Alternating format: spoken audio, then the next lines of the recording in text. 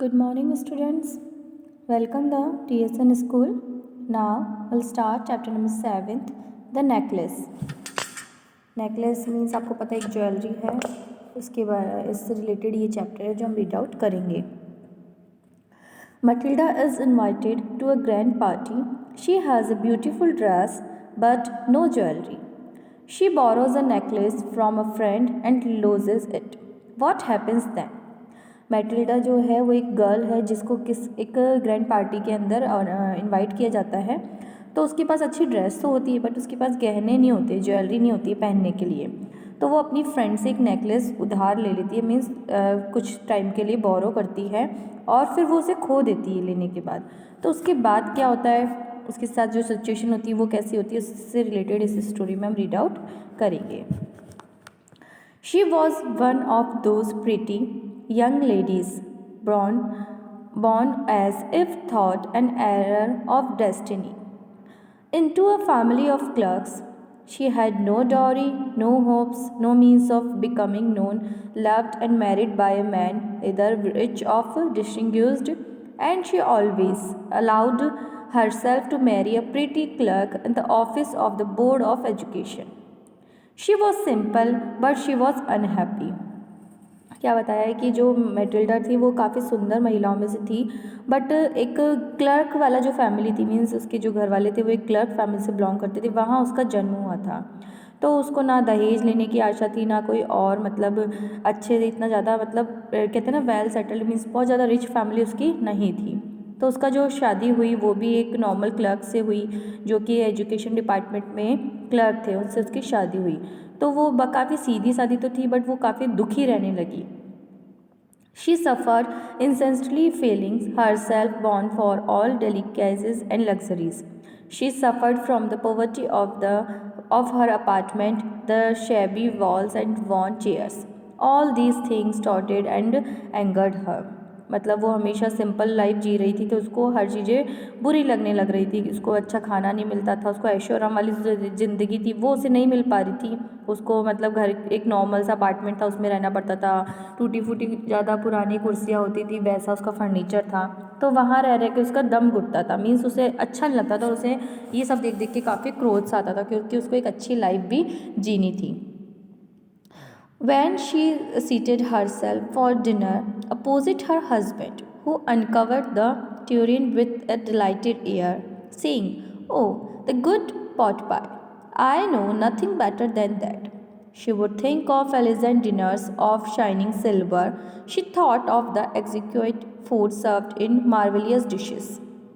She had neither frocks, her jewels, nothing, and she loved only those things. She had a rich friend, a schoolmate at the convent, who she said not like to visit. She suffered so much when she returned. She wept for whole day from despair and disappointment.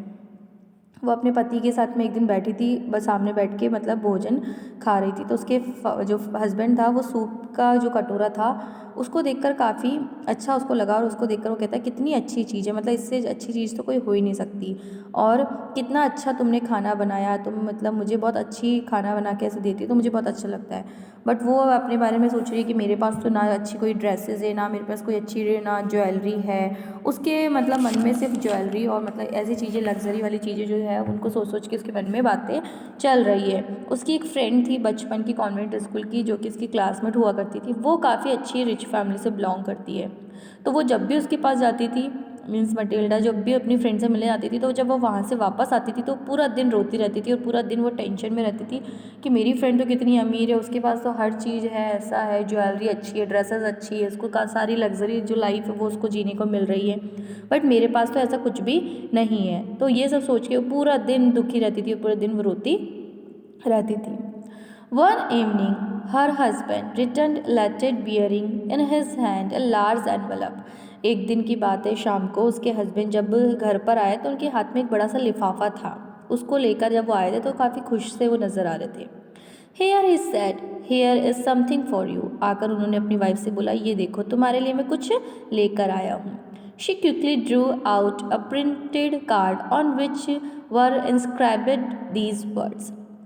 जैसे ही उसने उस लिफाफे को देखा तो उस पर कुछ लिखा हुआ था, the minister of public instructions and Padme Zeros Ramopan asked the honor of M. Mr. and Mrs. Lozel Company, Monday evening, January 18, at the minister's residence. तो उस पर क्या था, एक इनविटेशन लिखा था जो कि शिक्षा मंत्री के थ्रू किसको दिया गया था, उसके हस्बैंड को दिया गया था, और अब उसकी वाइफ को और उनको दोनों को इनवाइट किया गया था। मतलब मंत्री जो निवास है उसके अंदर उनको इनवाइट किया गया था मंडे इवनिंग के अंदर 18 जनवरी को। Instead of being delighted as her husband and hoped, she threw the invitation spitefully upon the table, murmuring, "What do you suppose I want with that?" खुश होने की बजाय उसकी वाइफ काफ़ी गुस्सा हो गई और उसने वो लिफाफा जो था गुस्से से आकर उस टेबल पर फेंक दिया और बड़बड़ाने लगी, तुम्हें क्या लग रहा है इस कार्ड को लेकर मैं खुश होंगी और इस कार्ड को लेकर मैं क्या करूँगी, ऐसा करके वो बड़बड़ाने लगी। But my dear, I thought it would make you happy. You never go out, and this is an occasion and a fine one. Everybody wishes one, and it is very select. Not many are given to employees. You will see all official word there. But उसके husband ने कहा कि मैंने तो सोचा था तो कि तुम्हें इसे देखकर, लिफाफे को देखकर तुम काफ़ी खुश हो जाओगी, क्योंकि तुम कभी बाहर भी आती जाती नहीं हो और ये इतना सुंदर मौका तुम्हें मिल रहा है। इस अवसर के लिए तो हम तरसते हैं, मतलब हमें गिने चुने लोगों को ही इनवाइट किया गया है और काफ़ी सारे जो कर्मचारी थे वो इस चीज़ कार्ड को पाने के लिए इच्छुक थे, बट सबको वो नहीं मिला है, हर किसी को वो कार्ड नहीं दिया गया। मीन्स बहुत कम लोग इन्वाइटेड हैं, पर मतलब चुने हुए लोग ही इन्वाइटेड हुए हैं। तो तुम्हें तो बहुत अच्छा लगना चाहिए कि हमें इतनी अच्छी जगह जाने का मौका मिल रहा है, तो तुम्हें फिर क्या प्रॉब्लम है, तुम्हें वहाँ जाना चाहिए और तुम इतना चिढ़ क्यों रही है, ऐसा करके उसने पूछा।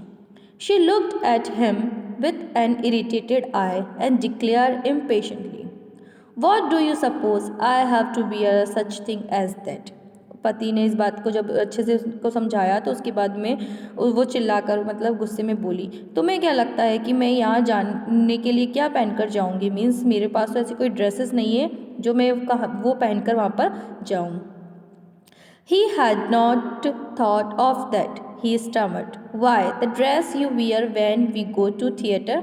It seems very pretty to me. He was silent, stupefied in dismay at the sight of his wife weeping. He stammered, "What is the matter? What is the matter?" वो कहती है कि वो जब उसके पति से उसने कहा कि मैं क्या पहन कर जाऊँगी, तो उसके पति ने कहा कि जब हम थिएटर जाते हैं, मीन्स मूवी वगैरह देखने जब हम बाहर जाते हैं, तो तुम वो जो ड्रेस पहनती हो वो ड्रेस काफ़ी अच्छी है, तो तुम वो ड्रेस वियर करो, उसमें तुम अच्छी भी लगती हो और उसमें तुम अच्छी लगती है इसलिए वो तुम ड्रेस पहनो। तो उसकी पत्नी जो थी वो रोने लग गई और बड़बड़ाने लग गई कि मैं ऐसी ड्रेस पहन के वहाँ नहीं जाऊँगी, मीन्स उसे वो ड्रेस इतनी पसंद नहीं थी और वो जवाना उसको पहनकर नहीं जाना चाहती थी। By a violent effort, she had controlled her accent and responded in a calm voice, wiping her moist cheeks. Nothing, only I have no dress and consequently I cannot go to the affair. Give your card to someone colleague whose wife is better fitted out than I. उसने कहा कि काफ़ी मतलब प्रयास किए उसके husband ने, but वो नहीं मान रही थी और काफ़ी गुस्से में वो थी, तो उसने अपने आंसू पोंछते हुए कहा कि मेरे पास कोई अच्छे कपड़े नहीं है और मैं नहीं जाऊंगी पार्टी के अंदर, क्योंकि मैं वहाँ जाने के लायक अभी नहीं हूँ, मेरे पास इतनी अच्छी ड्रेसेस नहीं हैं। तो एक काम करो, आप ये जो कार्ड है अपने किसी फ्रेंड को दे दो, किसी कलीग को दे दो जिसकी वाइफ के पास मुझसे अच्छी ड्रेसेस हो, जिसकी वाइफ मतलब के पास अच्छे से कपड़े वपड़े हो, आराम से वेल ड्रेस्ड होके वहाँ पर जा सके, तो आप अपने कलीग को वो कार्ड दे दो।